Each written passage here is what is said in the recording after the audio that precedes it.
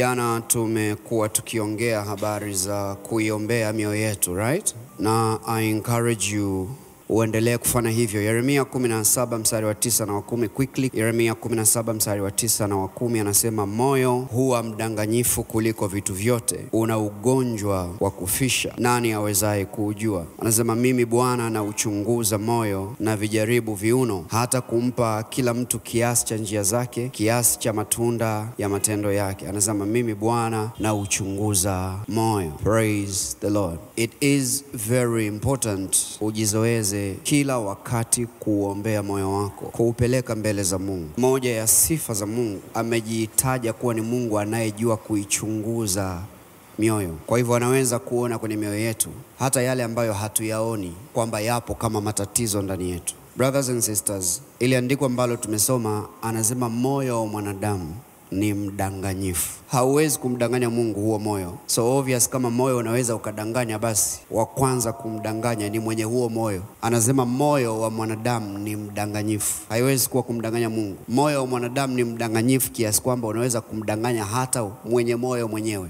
Yaani ni wa kwako moyo. Ila moyo, sifa mojawapo ya moyo ni kwamba moyo ni mdanganyifu. Unaweza kukudanganya hadi wewe mwenyewe mwenye huo moyo, ukadhani kwamba uko sawa, ukadhani kwamba uko sahihi, alafu hauko sawa, hauko sahihi. Hata nyakati ambapo unaukagua moyo wako na hauoni kama kuna tatizo ndani yako, kumbuka sifa mojawapo ya moyo kwamba ni mdanganyifu, unaweza kukudanganya. So jifunze kuupeleka mbele za Mungu, kwa sababu Mungu anajitaja kuwa ni Mungu anayeichunguza mioyo. The reason na kuambia haya maneno, anasema moyo wa mwanadamu ni mdanganyifu, nao una ugonjwa wa kufisha. Kufisha ni kuua. Maana yake vitu vingi kwenye maisha ya mtu vinaweza vikawa vinakufa, na sio kwa sababu ya external factors, sio kwa sababu ya mambo ya kule na kule, ila ni kwa sababu ya mambo ya moyo. Anasema moyo wa mtu unaweza ukaumwa kiasi kwamba huo moyo ukamfisha, ukamuua huyo mwenye moyo. Sio tu kumuua physically, lakini kuua vitu vyake pia. Vingi ya vitu vinavyokufa kwenye maisha ya watu, kule kufa na kule kuharibika, ni madhihirisho ya ugonjwa ulio kwenye moyo wa huyo mtu. Anasema moyo una ugonjwa wa kufisha, maana yake moyo unaweza ukaua. Haya ni maneno magumu sana. Na huyo ambaye moyo una ugonjwa wa kuweza kumuua, nikisema ugonjwa wa moyo unaelewa anachoongelea, si ndio? Siongelei moyo organ, naongelea zile hali zako za ndani. Anasema zile hali zinaweza zikawa ni ugonjwa wa kukuua. Kwa mfano mtu mwenye kiburi ndani. Kiburi ni hali ya moyo, right? Yeah. Kiburi kinaweza kudamage maisha ya mtu. Na bahati mbaya, asilimia kubwa ya watu wenye kiburi huwaga hawaoni kama wana kiburi. Mnaweza mkamsema asubuhi tangu jioni na asielewe, kwa sababu kila anapojiangalia haoni kama kweli ana kiburi. Kwa nini? Kwa sababu moyo ni mdanganyifu sana. Maandiko yanasema Mungu huwainua wanyenyekevu na anawapinga wenye kiburi. Mtu anaweza kuwa na kiburi na akajiweka mahali pa kupingwa na Mungu, asiinuke, asifanikiwe, lakini hata hajui kama ndani yake kuna kiburi. Kuna watu wana majivuno na hawajui kama wana majivuno, kwa sababu majivuno ni hali ya moyo, na moyo una sifa ya kuwa mdanganyifu. It is important kuombea moyo wako, kumwambia Baba, magonjwa yote ya moyo wangu unayoyajua wewe, niponye. Bwana Yesu alisema nimekuja kuganga mioyo iliyoumia. Hakuwa anaongea tu kuumizwa kihisia kwamba kuna jambo limekuumiza. Alikuwa anaongea kuganga magonjwa ya moyo: kiburi, kujiamini kuliko pindukia, hasira, kutokusamehe. All those things ambavyo ni vitu vya moyo. Bwana alisema kwamba ametiwa mafuta na Roho Mtakatifu kichwani pake ili kuponya mioyo. Na interest ya kwanza ya Mungu anapomwangalia mtu sio vitu vyake, anaangalia moyo, kwa sababu anajua moyo ukiponywa, maisha yameponywa. Si maandiko yamesema kutokea kwenye moyo wako zinabubujika chemchem za uzima. Kwa hivyo akasema ulinde sana moyo wako. Maana yake kama ni maombi pia, ombea sana moyo wako. Why? Moyo una magonjwa mengi sana ambayo yanatukwamisha kwenye maisha. Ni factors of the heart. Many a times tunamwogopa shetani na mashambulio anayoweza kuturushia kutoka nje, lakini kwa kweli tulipaswa tuogope sana mbegu ambazo adui anaweza kazipanda kwenye mioyo yetu kuliko hata hayo mashambulio ya nje. Father, heal my heart. Unichunguze moyo wangu, kama kuna magonjwa kwenye moyo wangu yanayodhoofisha maisha yangu, Bwana uniponye. Maandiko yanasema roho ya mtu ikiwa na afya itamtegemeza. Maisha yake mazima yatategemezwa na roho yake. Lakini roho yake inapokuwa inaumwa, moyo wake unapokuwa una hayo magonjwa, hakuna tumaini tena. Is this making sense? Pray for your dear heart. Pray for it. Very important. Kuna kitu Mungu anaweza kukugusa tu hivi kwenye moyo wako, pap, kidogo tu, alafu kakaweka tofauti kubwa kwenye maisha yako. Have you ever met proud people ambao hawaoni kama wana kiburi? Umewahi kukutana na watu wa namna hiyo? Mtu mmoja alisema, ukiona mtu anasema, yani mimi na unyenyekevu wote huu, lakini bado mtu you see, uko kujiona kwamba wewe ni mnyenyekevu kiasi hicho, inaweza kuwa ni revelation kwamba wewe una pride, una kiburi, una majivuno. Nilikubaliana na hiyo sentence mpaka niliposoma maandiko nikagundua Musa alijiandika mwenyewe kwamba yeye ni mnyenyekevu kuliko watu wote waliowahi kuishi duniani. Unajua sifa inayomtaja Musa kama mtu mnyenyekevu kuliko wote duniani ipo kwenye vitabu alivyoandika yeye, one of his books. Hakuandika shahidi mwingine kwamba ana testify kuhusu Musa. Mwamba alijiandika yeye. Kisa hakupata kuwa na mtu mnyenyekevu kama Musa. And see what happens. Siku Mungu anakuja kumwambia, uambie mwamba huu utoe maji. Yeye anachukua fimbo, anaupiga. Mnyenyekevu kuliko wote ameshindwa kumtii Mungu. Kuusemesha mwamba, anaona afanye nini?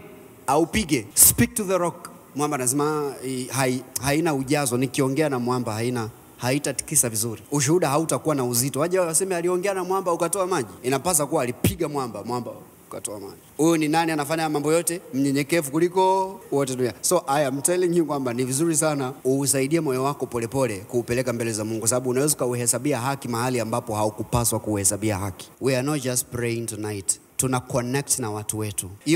You walk out of that door leo, utatoka kwenye ule mlango leo ukiwa na watu wako. You see, yeyote ambaye yupo kwenye maisha yako by now, ambaye ametumwa na Mungu na hajawa akitimiza assignment yake vizuri, ataitimiza kwa maombi ya leo. Na ambaye bado hajafika kwenye maisha yako, he is coming your way in the name of Jesus. I said he is coming your way in the name of Jesus. Maisha ni mazuri. This life is sweet. If you think otherwise, inawezekana ni kwa sababu hujakutana na watu wazuri bado. So, watu huwezi kuwaamini. No, watu unaweza ukawaamini. Try me. I can be trusted. Sema na mimi, I can be trusted. The problem is, mgongano wa maisha unakukutanisha na watu ambao hawakupaswa kuwa watu ambao ndo umekutana nao hasa. Alafu unakuta ambao walipaswa kuja kwenye maisha yako wamechengeshwa kuelekea mahali pengine. That is why prayer is very important. Kwa njia ya maombi unaweza kuwaleta kwenye maisha yako watu ambao wanapaswa kuwepo kwenye maisha yako. Mmoja ya watu wa kutamaniwa kwenye maandiko ambao walipata marafiki wa kweli, watu muhimu kwenye maisha yake, ni Bwana Yesu. Imagine Yesu alikuwa na wanafunzi 12 wa kutegemewa. 12 disciples. Wewe una marafiki wangapi? Nyie mnaelewa level ya urafiki wa wanafunzi wa Yesu waliokuwa nayo. Hawa ni watu ambao waliamua kuacha maisha yao yote wanamfuata mtu. Do you know what that means? For 3 years, miaka 3, wameacha maisha yao wanamfuata mtu. Wameacha miradi yao, wameacha familia zao, wanamfuata mtu. Kwa nini? Wameamini katika kitu alichobeba ndani yake. They are ready to follow him.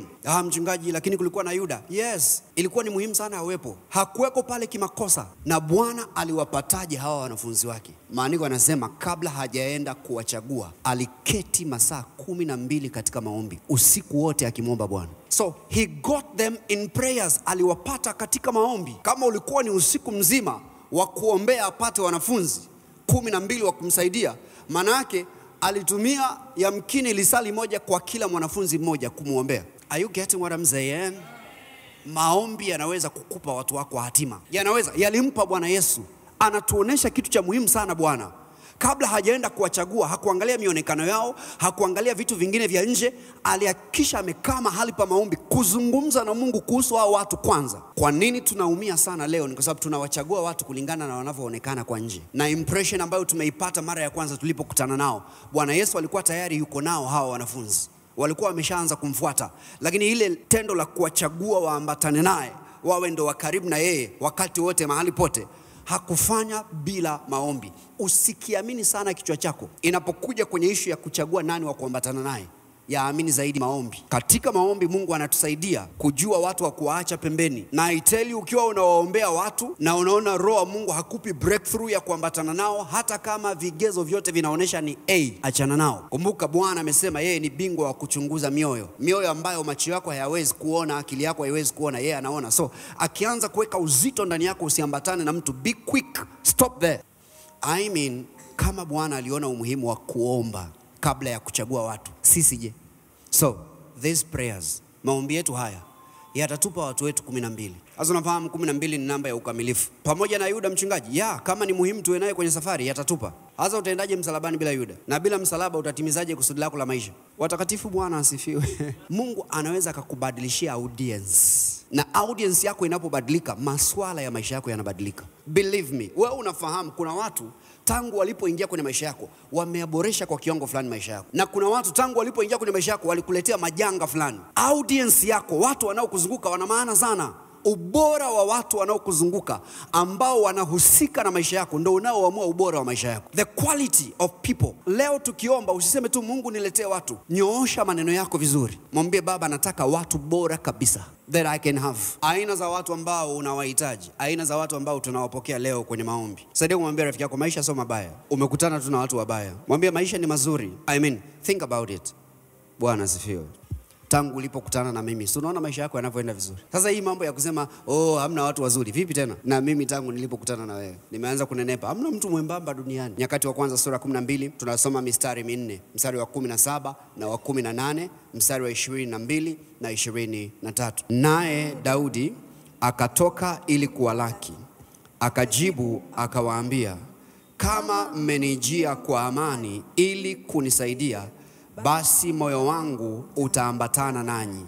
Lakini kama mmekuja ili kunisaliti kwa adui zangu, kwa kuwa hamna udhalimu mikononi mwangu, Mungu wa baba zetu na alitazame neno hili na kulikemea. Kwanza hapo kabla tujaendelea, unamwona Daudi anasema hivi, kama mmenijia kwa mema, moyo wangu utaambatana na nyie. Unajua unaweza kaanza kuombea moyo wako ukae kwenye hiyo posture kwamba hivi, yeyote anayenijia kwa mema akiwa ametumwa kwa Bwana, moyo wangu mpokee. Lakini kitokea anakuja mtu mbaya, hata kama amejivisha ngozi ya kondoo, moyo wangu mkatae. Pray for your heart, it is very important. Una ucondition moyo wako kwa namna ambayo kabla mtu hajafanya jema au baya, moyo unaweza ukamdetect, ukamjua huyu ni mtu mbaya au ni mtu mzuri. Kama ni mtu mbaya, moyo huku ndani unaanza kukataa kuambatana naye. Na kama ni mtu mzuri, hata kama umemkuta kwenye hali mbaya, kwenye mazingira magumu, lakini moyo wako unafunguka kumpokea yule mtu. Why? Umeucondition moyo wako. Daudi akawaambia,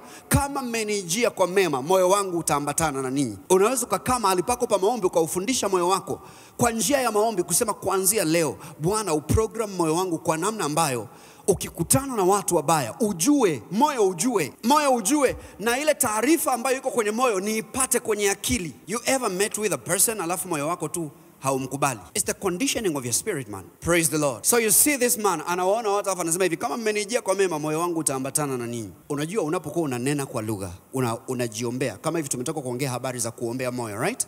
Ni pamoja na kuwezesha kwenye mambo kama haya. Imagine tu kama moyo wako ungefaulu kwenye jambo hili moja, kuwatambua watu si kwa namna wanavyoonekana, lakini kwa uhalisia wao. Hivi unaelewa maisha yangebadilika kwa kiasi kikubwa sana. Maana yake hautawahi kuja kudanganywa na kuingiza kwenye matatizo hata siku moja. Kwa sababu kabla mtu hajafanya chochote kwa kujificha ficha, moyo wako tayari ushajua huyu amekuja kwa nia mbaya, umemkataa. May that become your portion in the name of Jesus.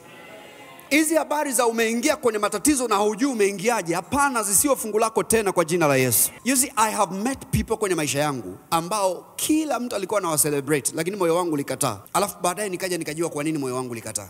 I was very right. I never forget this time, wakati fulani tukiwa shule, amehamia mtu fulani shuleni pale na watu wote wakawa wanamsherehekea. A powerful lady, a powerful woman of God. Moyo wangu ukakataa sana. Nikawaambia wale vijana wangu, nikawaambia it's a matter of time, just watch. Alright, mstari wa 18. Ndipo roho ikamjia Abishai, mkuu wa wale 30, naye akasema, brothers and sisters, please. Anasema ndipo nini? Ndipo roho ikamjilia Abishai, mkuu wa wale 30.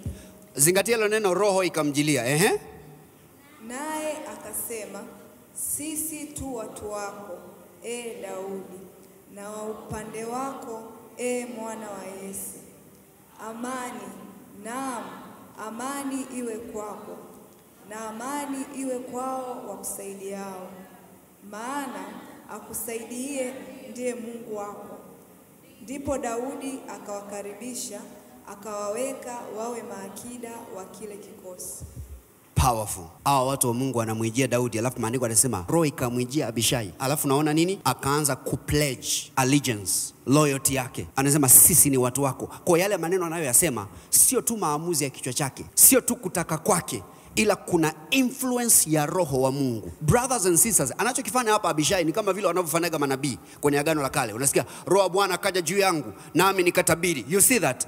By the anointing of the Spirit. Manake nini? Manake ni kusema Mungu anaweza kuwatia watu mafuta wakawa committed kwenye maisha yako. It is an anointing to be a destiny helper.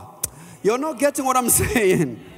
You see, maisha yako wewe na ukubwa wa assignment ambayo unapaswa kutimiza, hawahitaji tu kuja watu wa kawaida. Wanahitaji kuja watu ambao wametiwa mafuta na roho wa Mungu. They are equipped by the Spirit. Wamepewa upako wa kukusaidia. They are anointed to help. Brothers and sisters, kuna watu Mungu anaweza kawapa upako wa kukusaidia. Wengine wametiwa upako kwenye eneo la fedha, wametiwa upako kwenye eneo la hekima, wametiwa upako kwenye eneo la mahusiano. Whatever it is ambacho unahitaji, ambacho ni relevant kwa safari yako ya hatima, muamini Mungu kwamba atawatia watu mafuta kuambatana na wewe. Kwa roho aliwaajilia wakaanza kusema sisi ni watu wako. Sisi ni watu wako. By the anointing of this, roho wa Mungu anaweza kawamove watu wakaamua kuambatana na wewe. The Spirit of God can do that. He can. Father, anoint my people. You see, unapoomba haya maombi leo, muombe Mungu akupe anointed people. Yes, anointed people.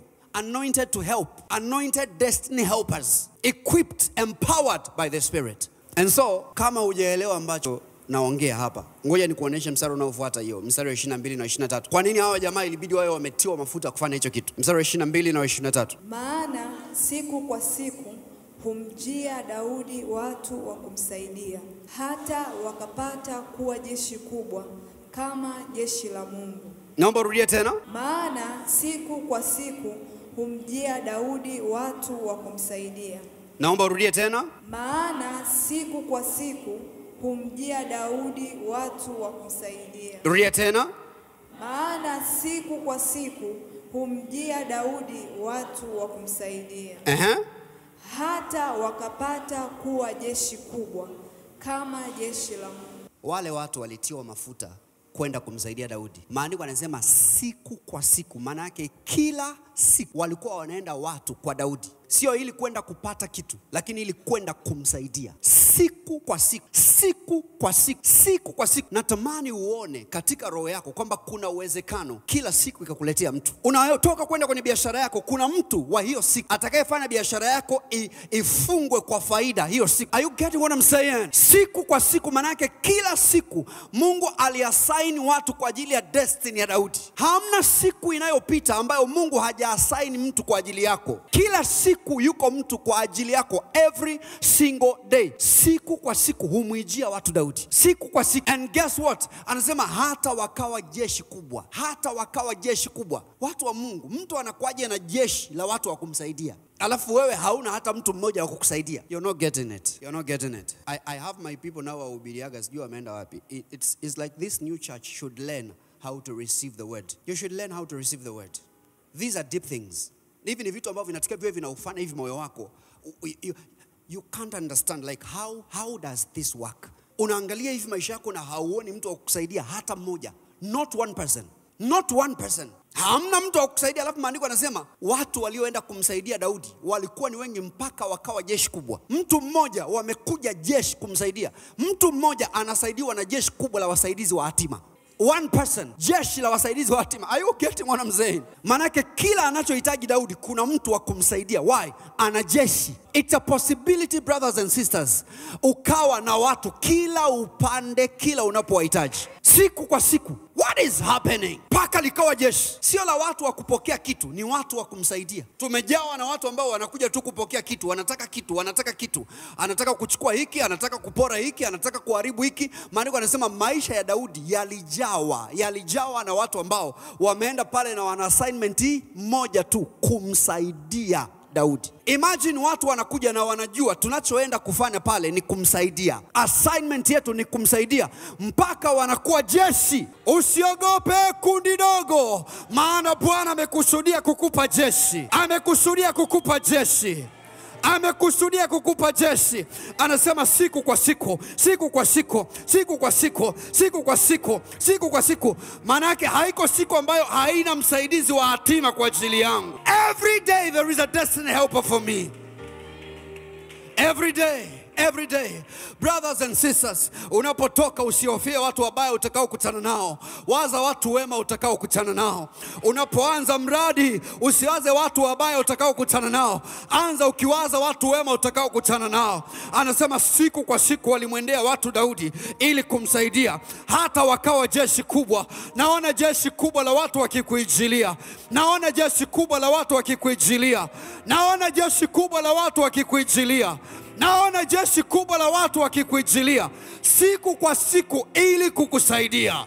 Siku kwa siku, day by day, day by day, day by day, day by day. Jumatatu ina watu wako, Jumanne ina watu wako, Jumatano ina watu wako, Alhamisi ina watu wako, Ijumaa ina watu wako, Jumamosi ina watu wako, Jumapili ina watu wako. Kama ni siku kwa siku, manake ni wiki kwa wiki, manake ni mwezi kwa mwezi, manake ni mwaka kwa mwaka. Walienda watu mpaka wakawa jeshi. Walienda watu mpaka wakawa jeshi. Walienda watu mpaka wakawa jeshi. Jeshi la kumsaidia Daudi. Bwana akupe jeshi la kukusaidia. Akupe jeshi la kukusaidia. Akupe jeshi la kukusaidia. Akupe jeshi la kukusaidia. Oh, Bwana Yesu akapata jeshi la kumsaidia. Jeshi la watu 12 wa kuaminika. Watu walioacha maisha yao, walioacha vitu vyao, wakaambatana naye by the anointing of the Spirit. By the anointing of the Spirit. Hallelujah. Are you seeing what I'm showing you? God is giving you people from this place tonight. Amen. I said God is giving you people from this place tonight. Amen. I said God is giving you people from this place tonight. Amen. Imani yako ifanane na imani yako. Amen. Oh, kumbe sauti unayo. Unayo sauti. Unayo sauti. Oh, yeah. Vitu vinapokelewa kwa maneno, vinapokelewa kwa sauti, vinapokelewa kwa kinywa. Amen. Vinapokelewa kwa kinywa. Oh, yeah. Vinapokelewa kwa kinywa. I said siku kwa siku Bwana akuletee watu. Amen. Siku kwa siku Bwana anakuletea watu. Amen. Hata wanakuwa jeshi kubwa. Amen. Now brothers and sisters, ukiwa umesimama, let me show you mstari unavyomalizikia wa 23. Mstari wa 23 tunamalizikia kwa kusema, na hizi ni hesabu za vichwa vya watu wenye silaha za vita waliokuja Dar es Salaam kwa Eli, Oh, yeah. kwa DRC, Oh, yeah. ili kumgeuzia ufalme wa Sauli Amen. sawa sawa na neno la Bwana. Anasema walienda watu ili kumgeuzia Daudi ufalme wa Sauli sawa sawa na neno la Bwana. Maana yake ni kusema neno la Bwana lilikuwa limeshatoka kwamba Daudi utakuwa mfalme, lakini neno limetoka alafu bado hajawa mfalme. Kama ambavyo neno limeshatoka juu ya maisha yako kwamba utamiliki huu mji na hili taifa, kwamba utakuwa na nguvu za kifedha, kwamba utakuwa na nguvu za utawala. Neno la Bwana limeshatoka kwamba wewe ni mbarikiwa, kwamba mwaka huu ni wa divine expansion. Are you getting what I'm saying? Neno lolote ambalo unalo ambalo Bwana amelitoa, alilitoaga kwa Daudi kwamba atakuwa mfalme, lakini bado hajawa mfalme. Maandiko yanasema ili neno la Bwana litimie la Daudi kuwa mfalme, Mungu akamtumia jeshi la watu. Siku kwa siku akamwendea watu, kwa sababu watu ndio ambao watakuweka mahali ambapo unatakiwa kuwa. Are you hearing what I'm saying? Daudi, ni kweli una neno la Bwana, lakini unahitaji watu. Ni kweli kuna unabii juu ya maisha yako, lakini unahitaji watu wa kukusaidia kufanyika hayo ambayo Bwana amesema. And see what the Bible says. Maandiko yanasema ule ufalme ulikuwa ni wa Daudi, ulikuwa ni wa Sauli. Lakini kwa kweli ni Sauli amekalia kile kiti, lakini katika roho Bwana ameshamuinua Daudi kuwa mfalme. So what is going to happen here ni kwamba Mungu akaigusa mioyo ya watu, alafu maandiko yanasema wakamgeuzia Daudi ufalme wa Sauli. Maana yake watu ndio waliompokonya Sauli ufalme, wakampa Daudi. Walimgeuzia, maana yake ulikuwa haujamuelekea yeye. Ufalme ulikuwa umeelekea mahali pengine, lakini kuna watu walisikia neno la Bwana ambalo Bwana amelisema kwamba huyu ndo mfalme wa sasa. Kazi yao ikawa kumgeuzia, kumgeuzia, kumgeuzia, kumgeuzia, kumgeuzia, kumgeuzia. Watu watakugeuzia fedha, watu watakugeuzia mali, watu watakugeuzia kazi, watu watakugeuzia vitu vizuri. wakamgeuzia Daudi ufalme, wakamgeuzia Daudi ufalme. Brothers and sisters, hata ambao havijakuelekea wewe vinaweza kukurejea Bwana anapogusa mioyo ya watu wakusaidie. May that become your testimony in the name of Jesus. Amen. Uingie kwenye hiyo kazi hata kama imekaliwa na mtu sahihi. Amen. Uingie kwenye hiyo kazi hata kama imekaliwa na mtu sahihi. Amen. Uingie kwenye hiyo nafasi hata kama imekaliwa na mtu sahihi. Amen. Bwana akugeuzie wewe. Amen. Akugeuzie wewe. Amen. Akufanyie nafasi wewe. Amen. Akufanyie nafasi wewe. Amen. Nasema upate hizo deals za kibiashara. Amen. Bwana akugeuzie wewe. Amen. Bwana akugeuzie wewe. Amen. Bwana akugeuzie wewe. Amen. Bwana akugeuzie wewe. Amen. Neno lolote ambalo Bwana amelisema juu ya maisha yako, akuinulie watu watakao kusaidia hilo neno litokee kwenye maisha yako. Amen. Am I hearing you? Amen. Amen.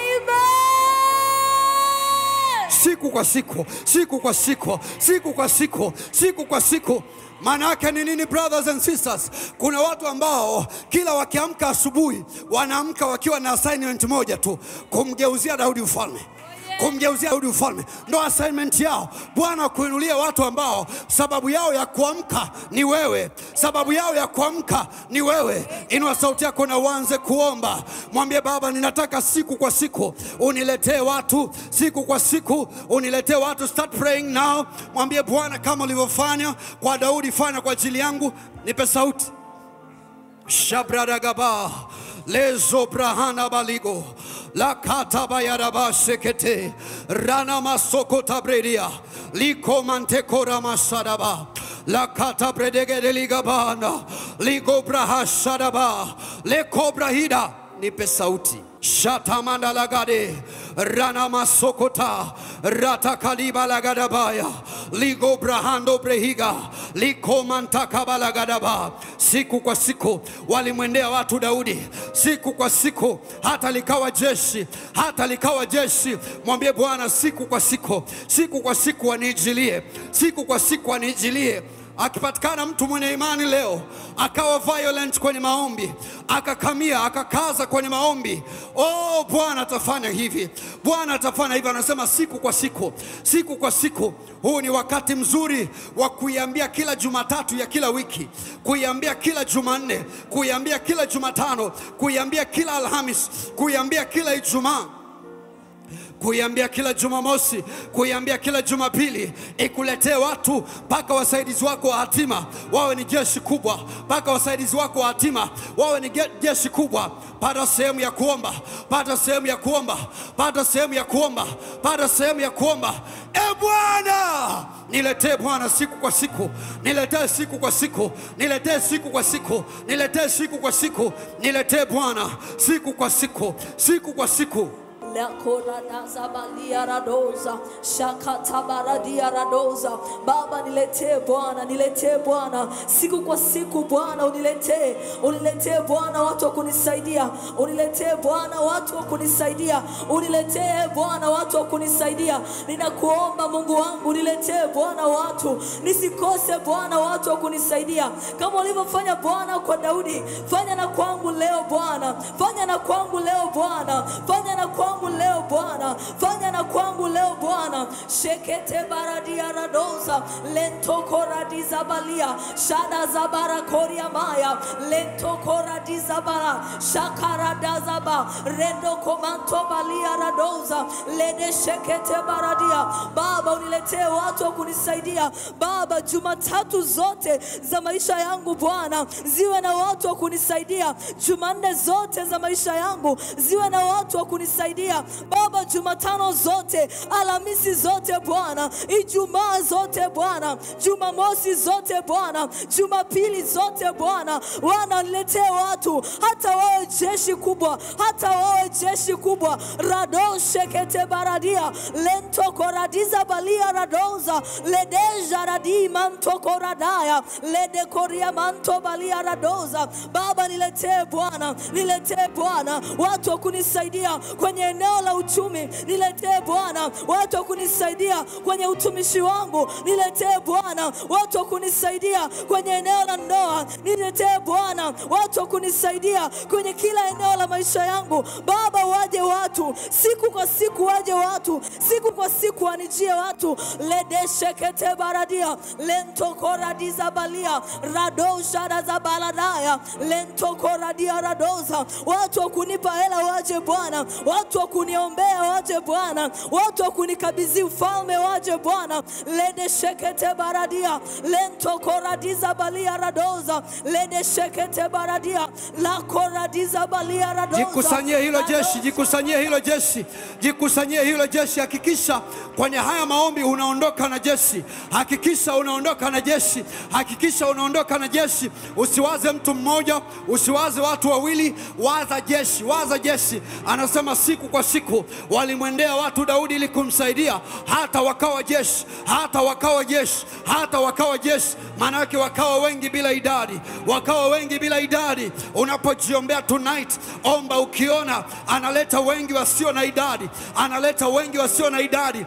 Bwana hana uhaba wa watu, Bwana hajapungukiwa watu, Bwana hana uhaba wa watu, ana watu wengi, ana watu wengi. Akamwambia Paulo, nina watu wengi kwenye huu mji, usiogope. Nina watu wengi kwenye huu mji, usiogope. Ana watu wengi Dar es Salaam kwa ajili yako, ana watu wengi Tanzania kwa ajili yako, East Africa, Africa, ulimwenguni kote. Anao watu wengi, anao watu wengi, anao watu wengi, anao watu wengi. Katika wengi alionao akupe, katika wengi alionao akupe. Rakamandagaba ligo baroska, ligo baragade, lakana yagada, ligo barosa kada. Anasema siku kwa siku walimwendea Daudi, walimwendea Daudi, walimtafuta Daudi, walimtafuta Daudi. Siku kwa siku wanakutafuta, wiki kwa wiki wanakutafuta, mwezi kwa mwezi wanakutafuta, mwaka kwa mwaka wanakutafuta. Wanakuwa wengi hata wawe jeshi kubwa. ADOC, hili ndio neno la Bwana. Rana makadaba ligo barashadaba ekobaya liga balagadabande e baba baba kuzagadabanda ligo balaka pakota rana makata kapaliga likomande kota kabalagade rana masokotande ligo barakita kabila likomanga nakoza ragada baligora lekomanta kadaba libaba baba sedebela likomante koligadia ligo baruka palagadende likomanda kapakuza liga balonde. Katika watu wengi wa humji, katika watu wengi wa hili taifa na ulimwengu kwa ujumla, ninao watu wengi, ninao wasaidizi wa hatima wengi, waliopakwa mafuta, waliopewa neema, waliowezeshwa ili kunisaidia. In the name of Jesus, nina connect nao Jumatatu, Jumanne, Jumatano, Alhamis, Ijumaa, Jumamosi, Jumapili, kila wiki, kila mwezi, rabakadaba, kila mwaka lekomanda kabilo ramana katoba radabagada balagada bekomanda kabalia ligabala katabalada rana masoko telebenia likomanda kabila gada la katabaya lekomanda kabila likobalagada baya. Oh my brother, haitatokea siku ambayo hauna watu, haitatokea siku masisa ambayo hauna watu. Bwana anakupa watu, ni wengi kama jeshi, ni wengi kama jeshi. Eli wanakuijia wengi kama jeshi, DOC wanakuijia wengi kama jeshi. Rabakado brehida likamanda kabalagadaba labagados kataliba ligo baruza lekomanda kabilaga la kabagadabale rana masokote Takuzadeba likomanda kabila likomande kekekota rabagadaske telebela ligo baruska paligonda libabababababa la babababababande lebo sadabalia ligabando ragada koza kata regedegedegede. Umama makoza kataba liko mangadaligo bakata rapakota kaba. Lione jeshi brother, lione jeshi brother. Yaone makundi ya watu, yaone makundi ya watu wenye interest ya kukusaidia. Warabaligaba anasema kwenye Isaya, wanakuijia kama mawingu, wanakuijia kama mawingu, wanakuijia kama mawingu, wanakuijia kama mawingu. Maana yake ni wengi, ni wengi, ni wengi, ni wengi. Shadadadabalada Ramama makona kadiga liga balonga na kabele kopakatama la bagadule kota kabalagada. Anasema mwombeni Bwana wa mavuno, mwombeni Bwana wa mavuno. Mavuno ni mengi, mavuno ya wasaidizi wa hatima ni mengi, wasaidizi wa hatima ni wengi, ni wengi, ni wengi. Mwombeni Bwana wa mavuno, mwombeni Bwana wa mavuno, mwombeni Bwana wa mavuno. Mnaomba nini kama wao ni wengi? Maana yake mnaomba awape wengi. Bwana nipe wengi, Bwana nipe wengi, Bwana nipe wengi, Bwana nipe wengi, Bwana nipe wengi. La kapalagaba, wenye upako, wenye uwezo, wenye nguvu. Bwana nipe, nipe Bwana wenye hizo ordinations ndani yao. Nipe Bwana. La kamanda kadigo rakada brahadaba le komanda kabila gadaba. Satata predegede ramana kapokotekete rana masekota balagadabanda ligo baroko mande kepilagaba. Daudi hakwenda kuwakimbizia watu, hakwenda kugonga hodi kwenye milango yao, hakwenda kuwakimbizia watu. Maandiko yanasema watu walimwendea Daudi, walimwendea Daudi, walimwendea Daudi. Hauhitaji kuombaomba my brother. Bwana akiwa na neema juu yako, akiweka neema juu yako, akiweka upako wa mvuto, upako wa mvuto, upako wa mvuto, upako wa mvuto, wanakuijia, wanakuijia, wanakutafuta, wanakuijia, wanakutafuta. Kwa jina la Yesu ninatangaza sahihi upako wa mvuto, upako wa mvuto, upako wa mvuto, upako wa mvuto, upako wa mvuto. Unaitwa kibali, kibali, kibali, kibali. Bakapakataka balagabalagadaba lebrana makoza likobrahanda baligo la kamande kobrehiga. Ni nani huyu? Kuna kitu kinakuja juu yake sahihi. Mafuta yanapasuliwa, mafuta. Msaidia udada, msaidia udada. Mafuta yanapasuliwa juu yako. Manukato, manukato, manukato, manukato, manukato, manukato, manukato. Ninaona kichupa cha manukato kinapasuliwa juu yako. Ninaona kichupa cha manukato. Ninaona kichupa cha manukato. Ninaona kichupa cha manukato. Malhamu nzuri, malhamu nzuri, malhamu nzuri, malhamu nzuri inapasuliwa juu yako, inapasuliwa juu yako, inapasuliwa juu yako, inapasuliwa juu yako. Ramamakaze sio Rashebredia likomanda kabaligo balakabagada balagadaba lebrana makata kabalagada razeko de biradia. Naona malaika wa Bwana wakiwa na chupa za mafuta yenye harufu nzuri, wanayamimina juu yako, wanayamimina juu yako, wanayamimina juu yako, wanayamimina juu yako, wanayamimina juu yako, wanayamimina juu yako. Helpa, helpa, wanamimina juu yako, wanamimina juu yako. Malaika, malaika, malaika, malaika, malaika, malaika, malaika, malaika, wanamimina, wanamimina hayo mafuta, hayo mafuta ya kibali, hayo mafuta ya kibali, hayo mafuta ya kibali. Unanukia wewe, unanukia wewe, unanukia wewe, unamvuto wewe, unanukia wewe, unamvuto wewe. Ramangada balagadaba le komanda kabila komanda kapakata ra ra ra. Oh baba baba baba baba baba baba. Oh baba baba baba baba baba baba. Oh baba baba baba baba baba. Wengine wanasikia hayo mafuta kama moto. Kuna kama moto unatembea, kuna kama moto unatembea, kuna kama moto unatembea, kuna kama moto unatembea, kuna kama moto, kama maji ya moto, lakini ni mafuta kama maji ya moto, kama vile unapuliziwa moto, kama vile unapuliziwa moto. Ni mafuta ya kibali, mafuta ya kibali. Take it, take it, take it, take it, take it, take it.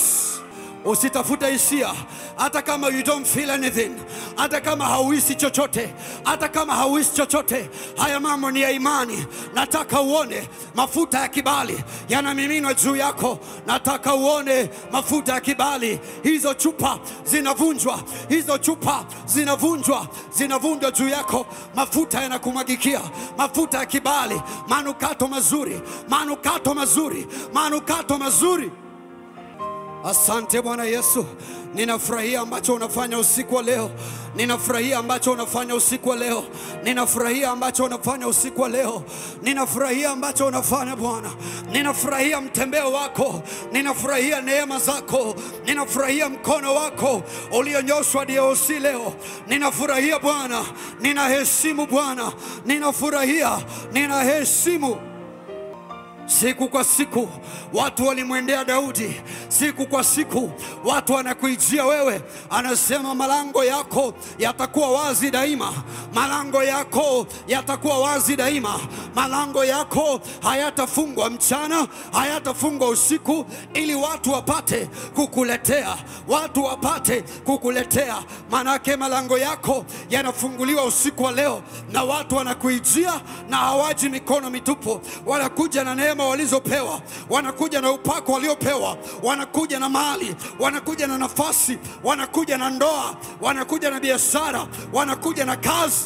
Malango yako yanaachwa wazi, hayatafungwa, hayatafungwa mchana, hayatafungwa usiku. In the name of Jesus, I proclaim, I declare by the Spirit of God, malango yako yatakuwa wazi, malango yako yatakuwa wazi. Kila malango yaliyofungwa yakazuia watu kukuijia, yakazuia vitu kukuijia, tangu sasa yanakuwa wazi, yanakuwa wazi, yanakuwa wazi, yanakuwa wazi. Naona malango yakifunguka, naona malango ya maisha yako yakifunguka, mengine yakipasuka, yakipasuka, yakipasuka, yanaachwa wazi. Wapate kukuijia, wapate kukuijia, wapate kukuijia, wapate kukuijia mchana, usiku, kila siku, kila wiki, kila mwezi, kila mwaka.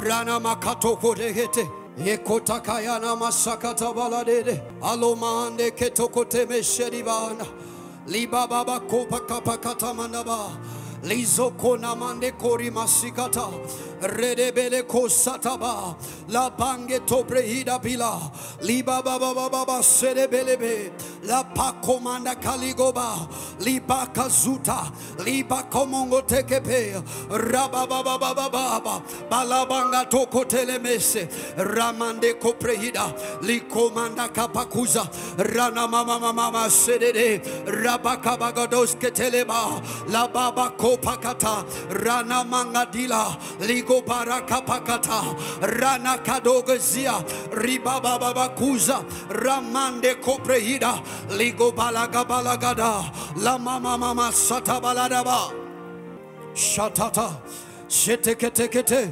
satakatakata ramanga toprehida. What are you doing, Lord Jesus? Unafanya nini Roho Bwana? Unafanya nini Roho Bwana? Unafanya nini tonight? Unafanya nini tonight? Unafanya nini tonight? Unafanya nini tonight? Unafanya nini Roho Bwana? Unafanya nini usiku wa leo? Unafanya nini majira haya? Rakapokatakaba ramande kopokotakata ranama kaduga dalagaba ranama sokotelegebelia ligo barakabalaba ramama selege ramakatulegedegede ranama bababagada leke kokoponga dagada tujadaba rebege gogogosa ramama kakato rabababagade ranana kosataka shakata. Kwa maneno yako pokea. Kwa maneno yako pokea. Kwa maneno yako pokea. Kwa maneno yako pokea.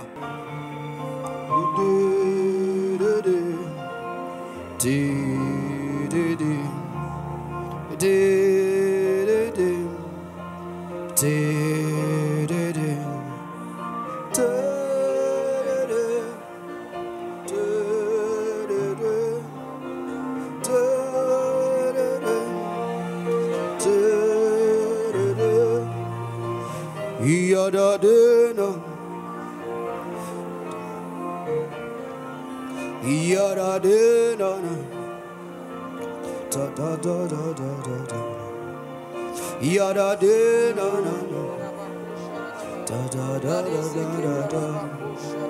Ya da da da da da da. Ya da da da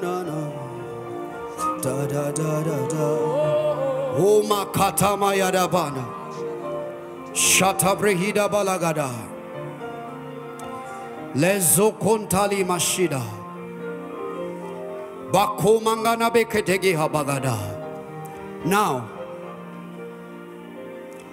haya mafuta yaliyoachiliwa juu yako, mafuta haya ya manukato mazuri na kibali cha Mungu,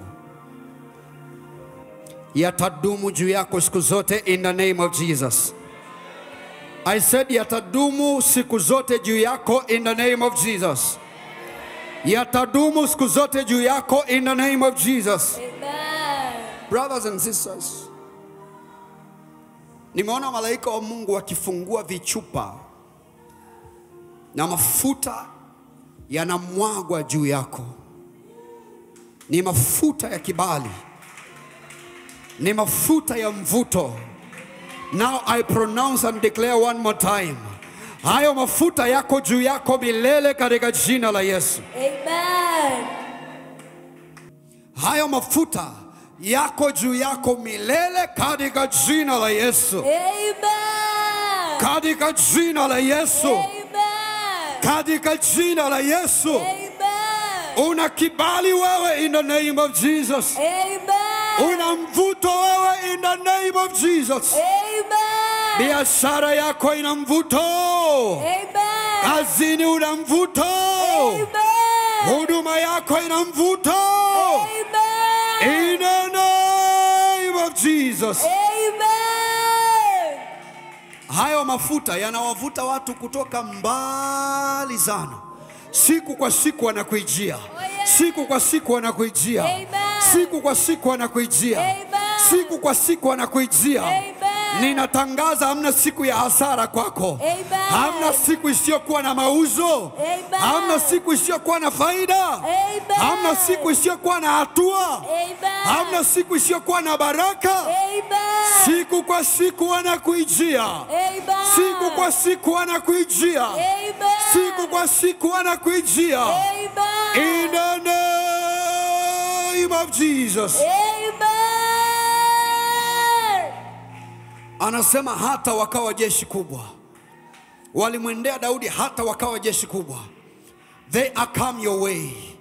They are come your way. Amen. They are come your way. Amen. Now listen, kuna watu mnafanya cards za targets. Mnafanya cards kwa malengo, kama ni kwa wiki, kama ni kwa mwezi. Mfikie wateja fulani, idadi kadhaa ya mauzo. Kwako wewe itakuwa rahisi kwa jina la Yesu. Sikuhitaji kushauti ili uelewe. Sikuhitaji kushauti kwa sababu haipo kwenye kushauti. Haipo kwenye kushauti. Kwako wewe itakuwa rahisi kwa jina la Yesu. Amen. I said kwako wewe itakuwa rahisi kwa jina la Yesu. Amen. Kwako wewe itakuwa rahisi kwa jina la Yesu. Amen. Who is holding the mic? Are you sick? Brothers and sisters, amini nakuambia hili ni neno la Bwana. Maandiko yanasema siku kwa siku walimwendea watu. Walimuijia watu Daudi. Walimuijia siku kwa siku. You won't have to run after people. They will be running to you. They will be running to you. They will be running to you. Amen. They will be running to you. Amen. They will be running to you. Amen. They will be running to you. Amen. Jeshi kubwa mpaka litakuwa ni jeshi kubwa. Mpaka litakuwa ni jeshi kubwa. Mpaka litakuwa ni jeshi kubwa. Mpaka litakuwa ni jeshi kubwa. Mpaka litakuwa ni jeshi kubwa. Mpaka litakuwa ni jeshi kubwa. Mpaka litakuwa ni jeshi kubwa. Mpaka litakuwa ni jeshi kubwa. Mpaka litakuwa ni jeshi kubwa. DOC ni jeshi kubwa. DOC ni jeshi kubwa. DOC ni jeshi kubwa. DOC ni jeshi kubwa. Jeshi kubwa. Jeshi kubwa. Jeshi kubwa. Jeshi kubwa. Jeshi kubwa. Jeshi kubwa. Can you see it?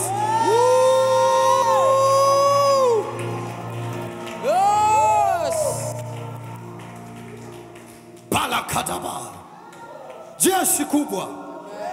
Jeshi kubwa. Limetapakaa kila sehemu. Kwenye biashara limejaa. Oh, maofisini limejaa.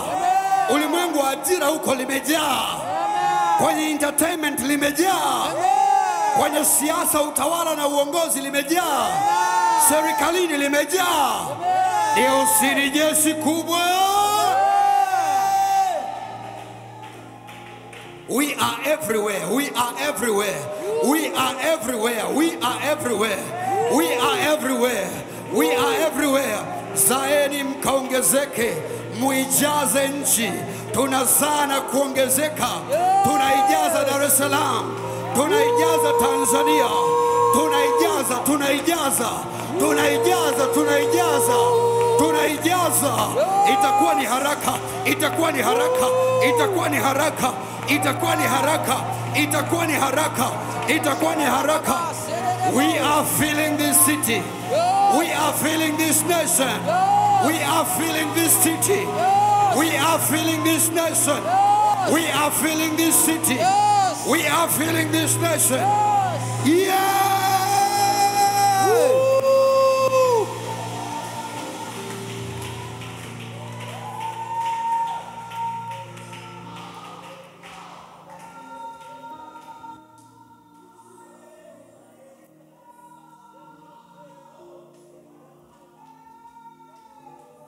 Amna sehemu utaingia alafu ukawakosa wenzako. Kila unakoenda wenzako wapo. Kila unakoenda wenzako wapo. Kila unakoenda wenzako wapo. Ninyi kwa ninyi mfanye mabiashara makubwa makubwa. Ninyi kwa ninyi mfanye miradi mikubwa mikubwa. Ninyi kwa ninyi mfanye mambo makubwa makubwa. Upande huu mtu wa nyumbani, upande huu mtu wa nyumbani. Ofisi mtu wa nyumbani, ofisi mtu wa nyumbani. Unaingia mtu wa nyumbani, unatoka mtu wa nyumbani. Tumezungukwa na sisi. Tumejaza mji huu. Tumejaza taifa hili. Tumejaza Afrika. Tumejaza ulimwengu. Tumejaza Tanzania. Tumejaza Dar es Salaam. Yeah!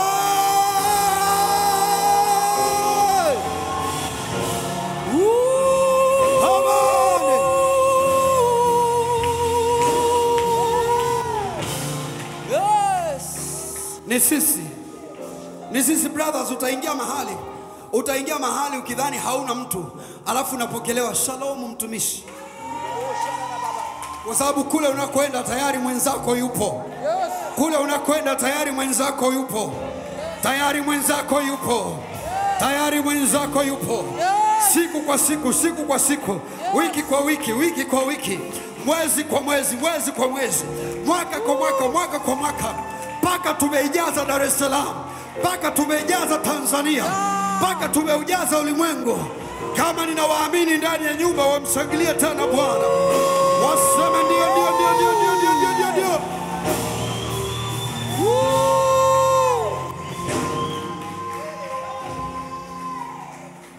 Neno hili halitachelewa. Naam, liko mlangoni. Neno hili halitachelewa. Naam, liko mlangoni. Ni third trimester. Na ni wakati wetu wa kuzaa. The baby is coming out. The baby is coming out.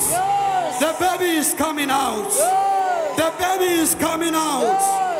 Arise, DOC.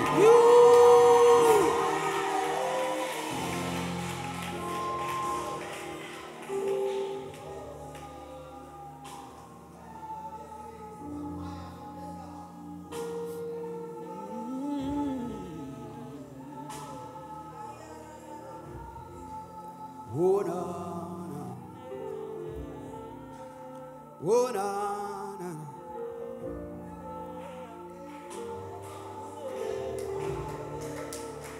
Oh, na, na, na, na, na, na, ya, ya, Kumi elfu, makumi elfu, kumi elfu, mara kumi elfu, kumi elfu, mara kumi elfu, kumi elfu, mara kumi elfu, kumi elfu, mara kumi elfu. Yeah!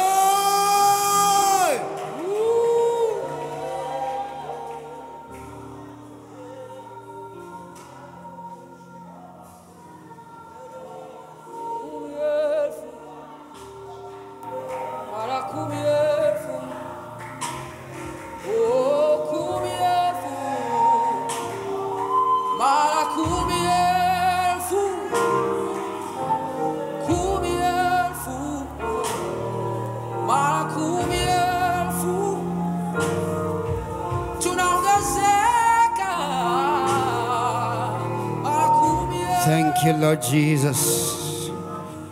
Thank you, precious Holy Spirit of God. Thank you, precious Holy Spirit. Thank you, precious Holy Spirit. Hallelujah. Hongera kwa ibada nzuri.